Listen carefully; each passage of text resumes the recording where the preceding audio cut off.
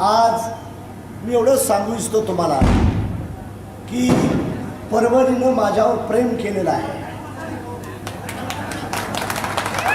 परभणीनं का प्रेम केलेलं आहे? गुट्टे साहेब भारतीय जनता पार्टी शिवसेनेवर राष्ट्रीय समाज पक्षाची युती होती. देवेंद्र फडणवीस साहेब माझे जवळचे भाऊ आणि पंकजा मुंडे माझी बहीण.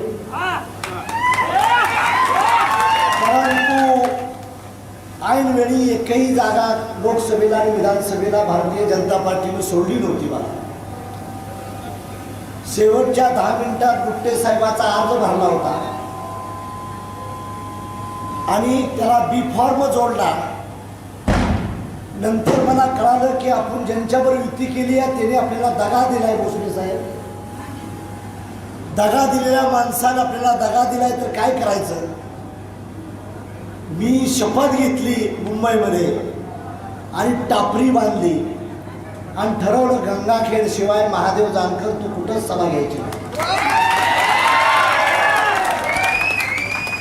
ज्यांनी मला जवळ घेतलं त्यांनीच गुट्टे साहेब दाबण्याचा प्रयत्न केला. भोसले साहेब मी नाराज नाही झालो. मी अपमान सहन करत इथपर्यंत आलो. अपमान सहन केला. मी धीरे धीरे चालत चाललो.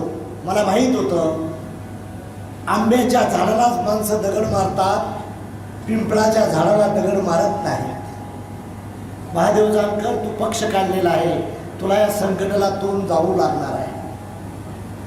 मी नावमेद झालो नाही. 2 महिने थांबलो. या सर्व लोकांच्या कृपेमुळे, तुमच्या कृपेमुळे, मुरगुडे साहेब असतील, भोसले साहेब असतील, आमचा गायकवाड असेल, रत्नाकर गुट्टे मित्रमंडळाचा अध्यक्ष, आमचे मुरगुडे साहेब असतील, सोळंकी असतील, या सर्व लोकांचं प्रेम मिळालं. आणि आम्ही पुन्हा पैसे सुद्धा दिले नाही. लोकांचा गैरसमज आहे की पैसे वाटलं विटलं असं काही देखील नाही. त्या लोकांनी प्रेम करून मी आणि राजाभाऊ फडचं देखील नाव घेईन, कारण त्याला सर्वात जास्त मी गुट्टे साहेब शिवे दिल्या, चापटी मारल्या. रात्रीच्या 2-2 वाजता आम्ही 3 दिवस आंघोळ केली नाही. परंतु गंगाखेडच्या जनतेचं पूर्ण पालम आणि गंगाखेडचा उपकार महादेव जानकर कधी विसरला. अरे तुमच्यामुळं मला विधानसभेत संधी मिळाली. आज टीव्हीला नाव येते का माहिती आहे का? भारतीय जनता पार्टी 105, राष्ट्रवादी 47, काँग्रेस 48, शिवसेना 97 आणि राष्ट्रीय समाज पक्ष 1. हे नाव तुमच्यामुळे येत आहे. म्हणून महादेवानं तुमचा उपकार मला करायचा आहे. मला घर नाही, दार नाही, संसार नाही आणि कोण माझा पुतण्या भाव राजकारणात येणार नाही. मी करीन ते तुमच्यासाठीच करेन. आणि या परभणीचं नाव हे देशात मोठं होईल. देशात बारामतीचं नाव आहे गुट्टे साहेब, वाराणसीचं नाव आहे, रायबरेलीचं नाव आहे. तीच वेळ ह्या परभणीसाठी एक दिवस येणार आहे, हे विसरता कामा नये. पण परभणीच्या जनतेला मी विनंती करण्यासाठी आज आलोय. मला खासदार होण्यासाठी नाही तर देशाचा नेता तुमच्या गावातून मला व्हायचा आहे. ही संधी तुम्ही मला द्या. माझ्या पक्षाचा आमदार पहिला बाबा पाटील अहमदपूरचा आला, नंतर राहुल कुल आला आणि तिसरा रत्नाकर गुट्टे विजय जिंकला. त्यावेळेचं काळ असं होतं की ज्या दोस्ताला मित्र म्हणून गेलो त्या मित्रानं घाणा माझ्याशी केला. पण भोसले साहेब मी इमानी माणूस आहे, मी त्यांच्यावरच राहिलो. सरकार आलं ज्यावेळेस झाल्यानंतर गुट्टे साहेबाला मी प्रश्न विचारला, गुट्टे साहेब काय करायचं? ते म्हणजे तुम्ही सांगा मला. गुट्टे साहेब म्हणलं आपण ह्यांच्यावरच राहायचं. त्यांनी धोका दिला बरं का, तरी कुणावर राहायचं?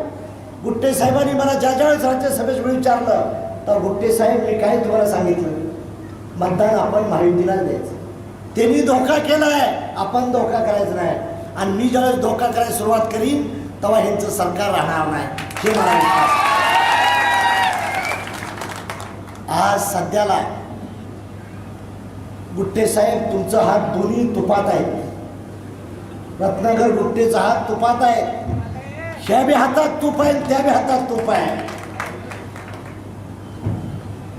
आज गोपीनाथ मुंडेनं मला मुलगा मानला आणि ओळखलं माझं राजकारणाचं नाही. त्या माणसाला मला ओळखलं. मुंडे साहेबांमुळे मी भारतीय जनता पार्टीवर युतीत गेलो. आठवलेंना जवळ केलं, राजू शेट्टीला जवळ केलं, मेटेला केलं, आम्ही गेलो. मुंडे साहेब गेल्यामुळं माझी वाताहत झाली. पंकजापेक्षा महादेव जानकरचं नुकसान जास्त झालं. पंकजा ताईचं जाणं झालं नाही, माझं झालं. बांधवांनो, जर गोपीनाथ मुंडे आज हयात असता तर महादेव जानकर केंद्रात मंत्री दिसला असता. परंतु दुर्दैव भरावं लागेल, संघर्ष आमच्या वाट्याला पुजलेला आहे, सुख आमच्या वाट्याला नाही, नावमेद नाही झालं. आज बारामतीत बामाडा आणि बारामतीला पार बघितलं असेल, पवारसाहेब या राज्याचे मोठे नेते, देशाचे नेते, त्यांनी जाहीर ऑफर दिली की आम्ही माळा मतदारसंघ जानकर साहेब तुमच्यासाठी सोडायला तयार आहे. पवार साहेब तुमचंही मी अभिनंदन करतो, शरद पवारांचं देखील अभिनंदन करतो. कारण भोसले साहेब राजकारणात कोण कोणाला मोठं करत नाही. गोपीनाथ मुंडे आणि शरद पवार या दोघांनी नाव वाढवलं. काय असू द्या, राजकारणात आजचा शत्रू उद्याचा मित्र, उद्याचा मित्र आपला शत्रू ओळखतो. परंतु त्यांनी ओळखलं आणि त्यांनी सांगितलं, दोघांनी देखील म्हणले आम्ही तुम्हाला माडा द्यायला. त्यांना मी सांगितलं, पवारसाहेब माड्यामध्ये राष्ट्रीय समाज पक्ष आणि राष्ट्रवादी स्ट्रॉंग आहे, काँग्रेस आणि शिवसेना कमी आहे. शिवसेनेने एक जागा द्यावी, काँग्रेसने एक जागा द्यावी आणि तुम्ही राष्ट्रवादीने ती जागा दिली आहे. मागणी बरोबर आहे का चूक आहे? आणि भारतीय जनता पार्टी आणि शिवसेनेला मी सांगितलं 2च जागा द्या, एक परभणी आणि माडा. आमची चूक आहे काय? आमची चूक काय नाही. आम्ही आमच्या चिन्हावर लढणार. आमची छोटी झोपडी आहे, आम्ही तुमच्या बंगल्यात येणार नाही. तुमच्या सावलीने राहो, पण आम्ही तुमच्या बंगल्यात भाड्याने येणार नाही. जर हे मान्य असेल तर आम्ही. आज रत्नाकर गुट्टे एकटंच फिरतं, कुठेही जातं, दादागिरी करतं. भाजपाच्या मंत्र्यापेक्षा रत्नाकर गुट्टेला व्हॅल्यू जास्त आहे. राष्ट्रवादीच्या मंत्र्यापेक्षा रत्नाकर गुट्टेची किंमत मोठी आहे आणि शिवसेनेच्या मंत्र्यापेक्षा देखील रत्नाकर गुट्टे टॉपला आहे. आणि गुट्टे साहेब, मी सुशील कुमारला दिल्लीत सांगितलं होतं की गुट्टे मेला तरी मला सोडून जाणार नाही, हे एशियाला सांगत होते, मेला तर जाणार. आणि गुट्टे साहेब, तुम्ही जे म्हणणार ना त्याला मुख्यमंत्री, छगन भुजबळ असेल, पंकजा मुंडे असेल, रत्नाकर गुट्टे रासपाचा मुख्यमंत्री. मला मुख्यमंत्री व्हायचं नाही, मला मुख्यमंत्री व्हायचं नाही याची शपथ घेऊन सांगतो मी. मला 5 मिनिटं पंतप्रधानच व्हायचं. तर ज्यावेळेस मुख्यमंत्री होतील तेव्हा मी पंतप्रधान होईल ना, आहे का नाही?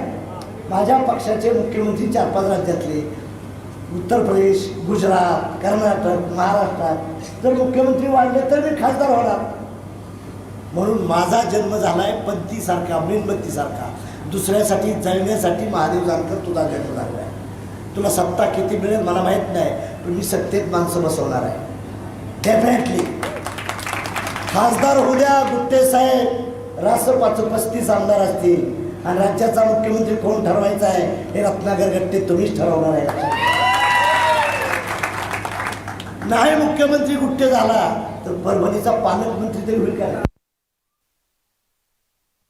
ओबीसीचं वाटलं भारतीय जनता पार्टी. त्याचं कारण का? गोपीनाथ मुंडेंनी जातनिहाय जनगणना मागणी केली साहेब.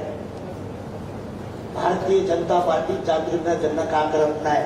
आणि काँग्रेसची बी इच्छा आहे. काँग्रेसनं प्रणव मुखर्जीने विरोध केला जातनिहाय जनगणना. आमचं म्हणणं आहे या देशामध्ये जिसकी जितनी संख्या भारी उसकी उतनी भागीदारी. जी जात आहे सगळ्या सरकारनं काँग्रेसनं केलेलं आहे आणि तीच भारतीय जनता पार्टी बी आता करते. मी खासदार झालो, केंद्रात गेलो तरी मी हेच पार्लमेंटमध्ये बोलणार आहे, लक्षात ठेवा. माझी विनंती आहे. आमचं म्हणणं आहे की जी जात आहे त्या जातीला त्या प्रमाणात भागीदारी का मिळाली नाही, कुणी मिळून दिली? श्रीमंत श्रीमंत होत जातोय, गरीब गरीब होत जातोय, हे बदललं पाहिजे. राष्ट्रीय समाज पक्ष 3 गोष्टीवर जास्त बांधलेला नाही. समान शिक्षण पाहिजे, रस्त्याचं बजेट कमी करा, हे बजेट शिक्षणावर टाका. आपलं शिक्षण सुधारलं तर जनता सुधारत. शिक्षणावर टाका. आरोग्याचं 65 वर्ष झाल्यानंतर सचिन देशमुख तुम्ही एसटी फुकट करताय, आणि गरीबाच्या शेतकऱ्याच्या पोराला शाळेला जाता येत नाही, त्याचा पास फ्री करा ना. आमचं सरकार येऊ द्या, सर्व समाजाला ब्राह्मणापासून ते दलितापर्यंत मुसलमानापर्यंत सर्वांना शिक्षण फ्री करू आणि सर्वांना देखील पास फुकट करू. जात आणि धर्म धरणार नाही. कशाला हो तुम्ही आम्हाला रेशन देताय? 65 वर्ष रेशन नको आहे. आमच्या आई बापाने 50 रुपयाच्या थाळी खाल्लं पाहिजे, एवढी क्रियाशक्ती त्यांची वाढवण्याचं काम केलं पाहिजे. म्हणून आम्हाला फुकटचं राशन नको, आम्हाला आमचं शासन पाहिजे. ही राष्ट्रवाची भूमिका आहे, राष्ट्रीय समाज पक्षाची भूमिका आहे. पण बांधवांनो, माझी तुम्हाला विनंती आहे, काही लोक म्हणतील एखाद्या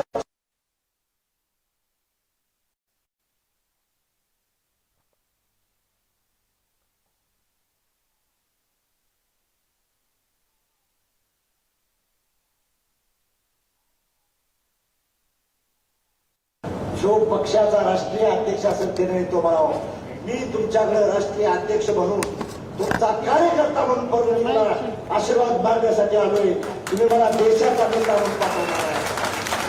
मला सकाळी सांगितलं एका पत्रकारात, शिवसेनेला राष्ट्रीय मान्यता मिळाली ती परभणीमुळे मिळाली. अशोक देशमुख पहिले खासदार होते. माझी आपल्याला विनंती आहे, परभणी करावं. मी स्वतःच काय बनवणार नाही, वाड्या वस्तीवर मी मुक्कामाला राहणार आहे. खासदार झालो महिन्यातून एक दिवस माझा जनता दरबार असेल, एका बाजूला कलेक्टर असेल, एका बाजूला एसपी असेल. माझा आमदार मी टक्केवारी खात नाही, मी शपथ पुराकडे टक्केवारी घेतली कधी खात नाही, कधीच टक्केवारी खाणार नाही. टी बी असू द्या, टी बी असू द्या. खाल्ला असेल तर मला सांगा, मी त्यावेळेस तिथंच सजा द्यायची भूमिका. म्हणून मी तुम्हाला सांगू इच्छितो, रस्ता असू द्या, एम्स असू द्या, मेडिकल कॉलेज देखील व्हावं म्हणून मी पहिल्या सुद्धा ठराव केला. भवानी आमदार माझ्याकडे आले, मी मंत्री होतो.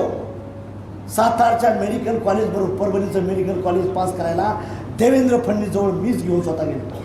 त्यामुळे मेडिकल कॉलेज बनण्यात परभणीत माझा देखील वाटा आहे. आमदार गव्हाणे साहेबांच्या माझी आपल्याला विनंती आहे, नदी चांगली आहे, गंगा नदी वाहती आहे, इथं MIDC चांगली आणता येईल, आमच्या पोरांना काम देता येईल, एअरपोर्ट उभा करता येईल. इथं देखील रेल्वे स्टेशन मोठं उभा राहू शकतंय, रेल्वेमध्ये देखील मोठं सुधारणा करू शकतो. विकासासाठी संधी द्या. पुढच्या बारीनं रासपाला मत मागायला लागणार नाही, एवढं काम आम्ही आदर्श करण्याचं काम करू. इथं जात धर्म आणि वंश कुठला आणू नका, एवढीच माझी तुम्हाला विनंती आहे. मी आज विनंती करतो, मी गुट्टे साहेब ठरवले परभणीतून आज भरायचाच ठरवलं. मला दिल्लीला जायचंच आहे परभणीवरनंच, मी ठरवलेलं आहे. तुम्ही आजपासून कामाला लागा. स्वतःचा पैसा, स्वतःची गाडी, पैसा बिसा काय नाही आमच्या, काय नाही. बैल आता तुम्ही म्हणणार काय बाबा गांधी आहे का, तर सॉरी माझ्याकडे नाही, नाहीतर मला आत्ताच सांगा, उभं राहावं लागत. माझ्याकडं काय रवी कांबळे पैसे नाहीत आपल्याकडे, सचिन देशमुख पैसे नाहीत, रुपया नाही, सोळंकी पैसे नाहीत, रुपया देणार नाही. तुम्ही तुमचाच उमेदवार म्हणून तुम्हाला काम करावं लागेल. मी आलो तर जेवायला तुम्हीच द्यावं लागेल मला, तुम्ही काळजी करू नका. रात्रीचा दिवस मला रात्र बी झोप येत नाही, दिवसाही झोप येत नाही. मोटरसायकलवर घेणार, गावोगाव करणार, मोटरसायकलवर फिरणार, प्रत्येकाकडे येणार. माझी आपल्याला विनंती आहे, तुम्ही असं जर साथ दिली तर मी आज माझं मन पक्क करतो किंवा मी इथून अर्जच भरायला चालतोय. काय काळजी करायचं म्हणून तुमच्या साऱ्या गोष्टीचं असावं. विकासाचं साधन करण्यास तुम्ही प्रेम केलं, सर्व लोकांनी प्रेम केलं माझ्यावर. आज जवळजवळ 4 महिने झालं काही प्रांतातली जिल्ह्यातली मुलं येऊन गावोगाव फिरतात. सर्व लोकांनी, सर्व समाजाच्या लोकांनी, सर्वांचं साथ आहे. अपंग आघाडीचं ते अभिनंदन करेन, त्यांनीही आमचं स्वागत केलं. सर्वांचं जिथं जिथं होईल ही सेवा करायची संधी द्या. आम्ही एक आमदार दिला तर त्यानं तिने 5,500 कोटी दिलं गंगाखेडला, 5,500 कोटी दिलं. खासदार देणं माटेगावकर काय होईल बघा.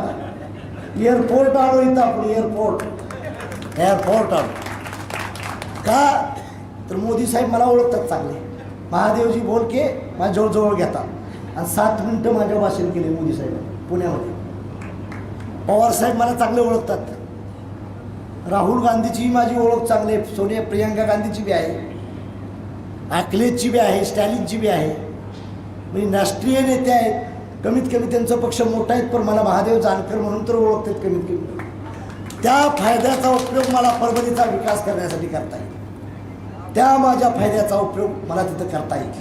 म्हणून माझी तुम्हाला विनंती आहे, परभणीकरांचं भवितव्य वाढवण्यासाठी, इतिहासात एक नोंद होण्यासाठी आपण मला आशीर्वाद द्याचाल असं मला वाटतं आहे. आणि नंतर मी प्रदेशाध्यक्ष असेल, आमचे आमदार साहेब असतील, आपण बसून यात योग्य ते निर्णय घ्यायचा प्रयत्न करू. आज सध्याला महाविकास आघाडी असू द्या किंवा महायुती असू द्या, दोन्ही आमच्या संपर्कात आहेत, दोन्ही संपर्कात. पण तुम्हाला विचारल्याशिवाय आम्ही काही निर्णय घेणार नाही. मला जरी अधिकार तुम्ही दिला असला तर तुम्हाला सर्वांना विश्वासात घेऊन देऊ, परंतु खासदारकीचा अर्ज परभणीतनं भरायचा हे मात्र आज 100% ठरलेलं आहे. एवढं मी विनंती करतो. आपण आला, सर्वांचा मी आभार मानतो आणि आभार करून आपली जागा घेतो. जय हिंद, जय भारत.